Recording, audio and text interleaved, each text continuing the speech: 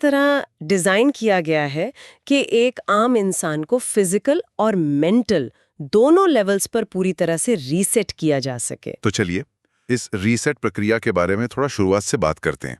Source material में एक बात पढ़कर मैं थोड़ा चौंक गया था। अच्छा, कौन सी बात? वही कि नवरात्रि साल में 2 बार आती है, एक चैत्र नवरात्रि और दूसरी शारदीय नवरात्रि।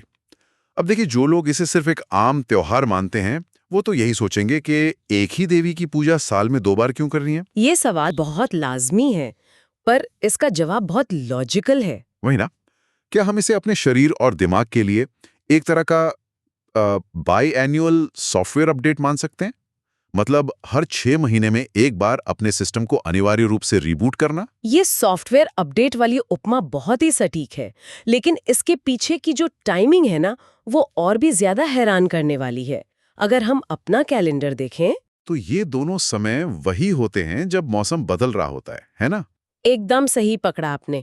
ये दोनों नवरात्रि ठीक उस समय आती हैं जब प्राकृतिक रूप से ऋतुएं यानी सीजन्स बदल रहे होते हैं।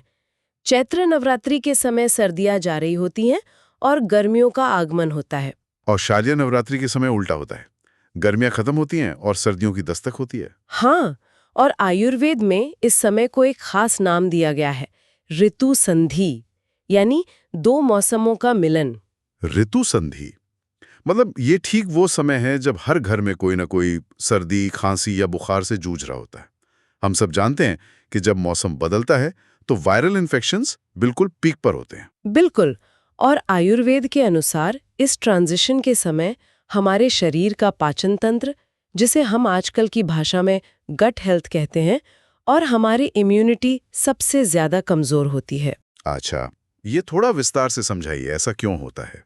देखिए, जब बाहर का तापमान अचानक से बढ़ता है ना, तो हमारे शरीर के अंदर के माइक्रोबायोम को उस नए तापमान के हिसाब से खुद को ढालने में थोड़ा समय लगता है।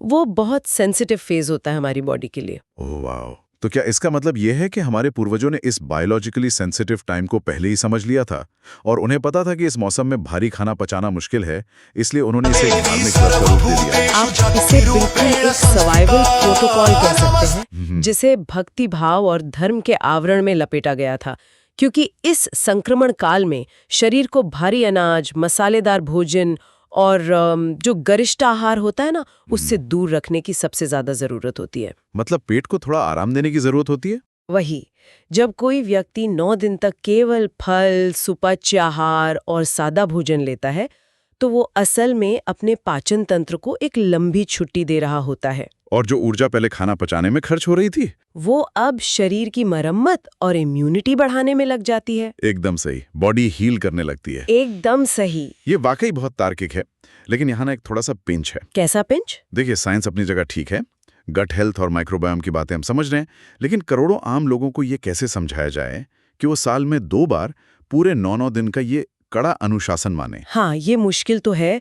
आमतौर पर लोग इतनी आसानी से रूल्स फॉलो नहीं करते। वही तो, कोई भी इंसान सिर्फ अपने गट माइक्रोबायोम के लिए तुम्हें बड़ा त्याग नहीं करेगा, मुझे भूख लगेगी तो मैं खाऊंगा। यहीं पे मुझे लगता है कि कहानियों और कथाओं की एंट्री होती है जो लोगों को जोड़े रखती हैं। बिल्कुल, और हमारे नोट्स में ऐसी ही एक बहुत मशहूर कथा का जिक्र है, सुमेध नाम के एक ब्राह्मण की कथा। हाँ, सुमेध की कथा। अब जो लोग अभी ये चर्चा सुन रहे हैं, उन्हें शुरुआत में ये कथा एकदम किसी क्लासिक रातों रात अमीर बनने वाली स्कीम लग सकती है। सही कह रहे हैं, सतह पर देखने से वैसा ही लगता है। क्योंकि कथा क्या कहती है कि सुमेध बहुत गरीब था, लेकिन माता दुर्गा का परम भक्त था। उसे एक संत मिलते हैं जो उसे नवरात्रि व्रत करने की सलाह देते हैं। फिर सुमेध पूरे 9 दिन तक कड़े नियमों का पालन करता है और अंत में देवी प्रकट होकर उसकी गरीबी हमेशा के लिए दूर कर देती हैं। अब आज के इस तार्किक युग में तो कोई भी पूछ सकता है ना कि क्या सच में 9 दिन भूखे रहने से बैंक बैलेंस बढ़ जाता है? ये एक बहुत ही वाजिब सवाल है, और यही कारण है कि हमें इस कथा को एक रूपक यानी मेटाफर के तौर पर देखना चाहिए। ये कहानी सिर्फ अमीर बनने की नहीं है। तो किस चीज की कहानी है ये? अगर इसे ध्यान से समझें तो ये असल में विल पावर और मानसिक दृढ़ता यानी मेंटल टफनेस की कहानी है। आप संत वाले हिस्से पे गौर कीजिए। संत ने क्या किया वहां? संत ने कोई चमत्कार नहीं किया। उन्होंने सुमेध की गरीबी खुद दूर नहीं की। उन्होंने केवल एक प्रक्रिया बताई, एक रास्ता दिखाया। अरे हाँ, मेहनत और संकल्प तो सुमेध को ही दिखाना पड़ा था। 9 दिन का व्रत उसी ने किया। सही पकड़ा। अब इसे थोड़ा साइकोलॉजी के नजरिए से देखते हैं। देखिए, भूख इंसान की सबसे बुनियादी और सबसे शक्तिशाली शारीरिक प्रेरणा है। प्राइमल अर्ज कहते हैं जिसे। बिल्कुल, भूख से बड़ा इम्पल्स क्या ही होगा। तो जब कोई व्यक्ति लगातार 9 दिनों तक अपनी उस सबसे शक्तिशाली भूख पर नियंत्रण कर लेता है, तो उसके दिमाग में क्या बदलाव आता है? वो व्यक्ति अपने इम्पल्स कंट्रोल की कला में मास्टर हो जाता है। ओह वाओ, मतलब उसने अपनी इच्छाओं को काबू करना सीख लिया। हाँ, और सुमेध की वरी भी शायद केवल पैसों की नहीं थी। शायद वो फोकस और अनुशासन की कमी रही होगी जो उसने इन 9 दिनों में हासिल कर ली। ये तो सच में एक पूरा नया नजरिया है देखने का। मतलब जब हम 9 दिन तक हर रोज अपने मन को ये समझा लेते हैं कि मुझे ये नहीं खाना है, मुझे ये नहीं खाना है, तो हम असल में अपनी मेंटल मसल्स को मजबूत कर रहे होते हैं। बिल्कुल। और ये जो डिलेड ग्रेटिफिकेशन है ना, जो ये धैर्य रखने की क्षमता है, ये तो जीवन के हर क्षेत्र में काम आती है, चाहे वो व्यापार हो, शिक्षा हो या पर्सनल लाइफ हो। ठीक यही बात है। ये व्रत दरअसल सिखाता है कि किसी भी बड़े बदलाव के लिए निरंतरता यानी कंसिस्टेंसी की कितनी जरूरत होती है। जब सुमेध ने अपनी इच्छाओं पर नियंत्रण पा लिया तो उसका जीवन अपने आप बदल गया। और कथा उसी बदलाव को ईश्वरीय कृपा कहती है, जबकि आधुनिक मनोविज्ञान इसे आत्मनियंत्रण का परिणाम कहेगा। दोनों अपनी अपनी जगह सही हैं। एकदम सही। चलिए, आज इस आत्मनियंत्रण की थोड़ा एक्चुअल प्रक्रिया पर आते हैं। जो हमारा सोर्स मटेरियल है उसमें इस पूजा विधि को 5 स्पष्ट चरणों में बांटा गया है। हाँ, और ये स्टेप्स बहुत ही वेल डिफाइंड है। सच कहूं तो ये इतना व्यवस्थित है कि मुझे किसी कॉर्पोरेट प्रोजेक्ट की चेकलिस्ट याद आ गई। जैसे पहला चरण है कलश स्थापना। इसमें सुबह जल्दी उठना, स्नान करना और साफ कपड़े पहनना शामिल है, यानी दिन की शुरुआत को एक स्ट्रक्चर देना। बिल्कुल, एक डिसिप्लिन सेट करना। फिर दूसरा चरण है अखंड ज्योत, जिसमें एक दीपक जलाना होता है जो पूरे 9 दिन तक बुझना नहीं चाहिए। अब ये अखंड ज्योत वाला जो नियम है ना, इसे पढ़कर मुझे आजकल के उन हैबिट ट्रैकिंग एप्स की याद आ गई। Habit trackers? हाँ। वो कैसे? वही जहां लोग अपनी किसी नई आदत की स्ट्रीक मेंटेन करते हैं कि अगर मैंने लगातार 20 दिन जिम किया तो एक स्ट्रीक बन गई। अरे हाँ, ये तो बहुत ही दिलचस्प उपमा है। अगर हम इस स्ट्रीक के पीछे की साइकोलॉजी को देखें तो ये असल में लगातार ध्यान केंद्रित रखने का एक तरीका है। वही ना। अखंड ज्योत का अर्थ सिर्फ एक मिट्टी का दिया जलाना नहीं है। ये आपके घर में 24 घंटे चलने वाला एक विजुअल रिमाइंडर है। एक ऐसी चीज जो आपको हर वक्त आपके संकल्प की याद दिलाती है। पर सोचने वाली बात यह है कि अगर आप ऐप पर एक दिन भी लॉगिन करना भूल गए तो महीनों की स्ट्रीक टूट जाती है। हाँ। अखंड ज्योत में भी आप लापरवाह नहीं हो सकते। बिल्कुल नहीं। अगर रात को अचानक हवा चल रही है या दीपक में तेल खत्म हो रहा है तो आपको नींद से उठकर उसे देखना ही होगा। और यही चीज आपको हर पल सचेत रखती है। ये आपके दिमाग को उस ऑटो पायलट मोड से बाहर निकालती है जिसमें हम सब अक्सर फंसे रहते हैं। आप वर्तमान क्षण में जीने लगते हैं, यानी माइंडफुलनेस आती है। सही बात है। फिर इसके बाद जो तीसरा चरण है वो है हर दिन देवी के एक अलग रूप की पूजा करना और मंत्रों का पाठ करना। ये आदत आपके दिन को एक निश्चित दिशा देती है। लेकिन इन सब में जो सबसे चुनौतीपूर्ण हिस्सा मुझे लगता है वो है चौथा चरण, यानी व्रत के नियम। ओहो, हाँ, यहीं पर तो सबसे बड़ा टेस्ट होता है। नोट्स में लिखा है कि फलाहार और सात्विक भोजन के साथ साथ इंसान को झूठ, क्रोध और नकारात्मक विचारों से भी दूर रहना है। अब यहाँ मुझे थोड़ी दिक्कत महसूस होती है। दिक्कत? किस बात की? देखिए, बेसिक साइंस कहता है कि जब इंसान भूखा होता है तो उसका ब्लड शुगर अचानक से गिरता है, और जब ब्लड शुगर गिरता है तो इंसान चिड़चिड़ा हो जाता है। आजकल इंटरनेट की भाषा में इसे हैंग्री कहते हैं ना, हैंग्री और एंग्री। हाँ, हैंग्री। सबने महसूस किया होगा ये कभी ना कभी। वही तो, जब इंसान हैंग्री वाले स्टेट में है तो वो अपने क्रोध और नकारात्मक विचारों को कैसे रोकेगा? दिमाग तो बौखलाया हुआ है। मुझे तो ये जो मेंटल डाइट है, ये खाने की डाइट से भी ज्यादा मुश्किल लग रही है। मैं आपकी बात से पूरी तरह सहमत हूँ। ये सवाल बहुत ही व्यावहारिक है, और ठीक यहीं पर ना सात्विक भोजन का जो पुराना विज्ञान है वो अपना काम करता है। अच्छा, वो कैसे मदद करता है इसमें? क्योंकि व्रत का मतलब खुद को भूखा मरना या स्टार्वेशन नहीं होता। सात्विक भोजन का अर्थ ही है एक ऐसा आहार जो शरीर को ऊर्जा तो दे, लेकिन उसे पचाने में शरीर में भारीपन या सुस्ती ना आए। जैसे कि फ्रेश फ्रूट्स, नट्स वगैरह। हाँ, ताजे फल, मेवे, दूध या कुछ खास हल्के अनाज जैसे साबूदाना या सामक के चावल। जब हम सात्विक आहार लेते हैं तो हमारे शरीर में ब्लड शुगर का स्तर अचानक से ऊपर नीचे नहीं होता। यानी वो क्रैश नहीं करता, वो एक समान बना रहता है। ओ, मतलब सात्विक आहार लेने से हम उस हैंग्री वाले फेज में जाते ही नहीं है। बिल्कुल नहीं जाते। देखिए, प्याज, लहसुन, भारी मसाले या गारिष्ठा भोजन, जिन्हें तामसिक भोजन माना जाता है, वो शरीर में एक प्रकार की उत्तेजना यानी एजिटेशन पैदा करते हैं। सही कह रही है। हेवी लंच के बाद कैसे नींद आने लगती है और रेस्टलेसनेस होती है। वही तो, जब हम ऐसा भोजन छोड़ देते हैं तो शरीर के साथ साथ हमारा नर्वस सिस्टम भी शांत होने लगता है। और लॉजिक बात सिंपल है, जब शरीर भीतर से शांत होता है तभी तो क्रोध और नकारात्मक विचारों से दूर रहना आसान होता है ना। क्या बात है। मतलब ये शारीरिक नियम असल में इस मानसिक डाइट को सफल बनाने के लिए ही डिजाइन किए गए थे। ये पूरा का पूरा इनसाइड आउट वाला सिस्टम है। एकदम सही समझे आप। ये तो सच में एक कंप्लीट लाइफस्टाइल ओवरहॉल हो गया। शरीर को सात्विक भोजन से हल्का किया, दिमाग को नेगेटिविटी से दूर रखकर शांत किया और उस अखंड ज्योत से अपनी एकाग्रता यानी फोकस को बढ़ाया। लेकिन जानते हैं, ये पूरी यात्रा सिर्फ एक अकेले इंसान तक ही सीमित नहीं रहती। नोट्स में जो 5वां और आखिरी चरण बताया गया है, कन्या पूजन, वो मुझे इस पूरे प्रोसेस का सबसे खूबसूरत हिस्सा लगा। हाँ, कन्या पूजन, जिसमें अष्टमी या नवमी के दिन 9 छोटी कन्याओं को भोजन कराया जाता है और उनका आशीर्वाद लिया जाता है। बिल्कुल, ये चरण इस पूरे व्रत का सामाजिक पहलू है।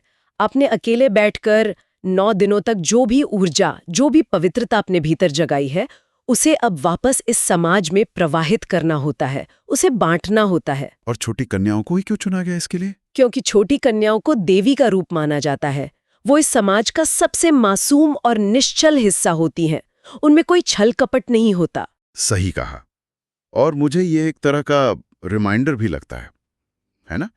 कि जिन देवी की आपने 9 दिन तक मूर्ति रूप में इतनी श्रद्धा से पूजा की है, उनका सम्मान आपको समाज की आम स्त्रियों और बालिकाओं में भी देखना है। एकदम सटीक बात बोली आपने। ये प्रथा आपको आपकी व्यक्तिगत साधना से निकालकर एक सामाजिक कृतज्ञता यानी सोशल ग्रैटिट्यूड से जोड़ती है। यह हमें सिखाता है कि कोई भी स्पिरिचुअल डिटॉक्स तब तक पूरा नहीं माना जाता जब तक आप उसका लाभ किसी दूसरे के साथ साझा ना करें। ये बहुत ही प्रोफाउंड थॉट है। अब इस चर्चा के सबसे गहरे और शायद सबसे रहस्यमय हिस्से पर आते हैं। हाँ, वही 9 रूप वाली बात। बिल्कुल। 9 दिन का अनुशासन और देवी के 9 अलग अलग रूपों की पूजा। सोर्स मटेरियल में इन 9 नामों को बहुत स्पष्ट रूप से दिया गया है। शैलपुत्री, ब्रह्मचारिणी, चंद्रघंटा, कुष्मांडा, स्कंदमाता, कात्यायनी, कालरात्रि, महागौरी और अंत में सिद्धिदात्री। अब देखिए, जो लोग हमें सुन रहे हैं उनमें से कुछ लोग सोच सकते हैं कि ईश्वर तो एक ही है ना, तो एक ही देवी के ये 9 अलग अलग रूपों को ऐसे सीक्वेंस में क्रमानुसार पूजने का क्या लॉजिक है? अगर हम इसे थोड़ा मॉडर्न साइकोलॉजी और लाइफ जर्नी के नजरिए से देखें तो ये एक बहुत ही अद्भुत कॉन्सेप्ट है। देखिए, किसी भी इंसान का स्वभाव हमेशा एक जैसा तो नहीं रहता। हाँ, हमारा मूड और एनर्जी हमेशा बदलते रहते हैं। बिल्कुल, हमारे अंदर भी कई अलग अलग गुण, इमोशंस और ऊर्जा होती हैं।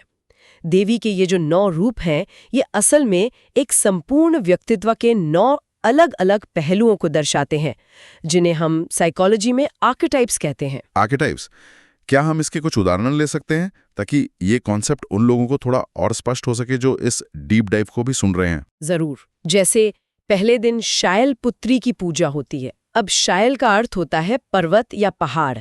ये रूप दृढ़ता, स्थिरता और मासूमियत का प्रतीक है। यानी एकदम सॉलिड फाउंडेशन। हाँ, फाउंडेशन। जीवन में जब भी हम कुछ नया शुरू करते हैं, कोई नया काम या संकल्प, तो हमें उसी पर्वत जैसी मजबूत नींव और अडिग इरादे की सबसे पहले जरूरत होती है। इसलिए उनकी पूजा सबसे पहले की जाती है। अच्छा, और जैसे जैसे दिन बढ़ते हैं तो क्या होता है? फिर जैसे जैसे हम आगे बढ़ते हैं, हम चंद्रघंटा या कात्यायनी जैसे रूपों पर आते हैं, जो काफी आक्रामक और योद्धा वाले रूप है, यानी वॉरियर आर्केटाइप्स। यहाँ थोड़ा कंफ्यूजन होता है मुझे। एक शांत और स्पिरिचुअल व्रत में इस आक्रामक या योद्धा रूप की पूजा क्यों की जा रही है? क्योंकि देखिए, जीवन हमेशा शांत नहीं होता। प्रैक्टिकल लाइफ में कई बार आपको अपनी सीमाओं यानी अपनी बाउंड्रीज की रक्षा करने के लिए एक योद्धा वाली ऊर्जा की आवश्यकता होती है। हाँ, खुद के हक के लिए लड़ना पड़ता है। बिल्कुल। और उसके साथ ही अपने भीतर की बुराइयों और पुराने आघातों, जिन्हें हम ट्रॉमास कहते हैं, उनसे लड़ने के लिए भी करेज चाहिए।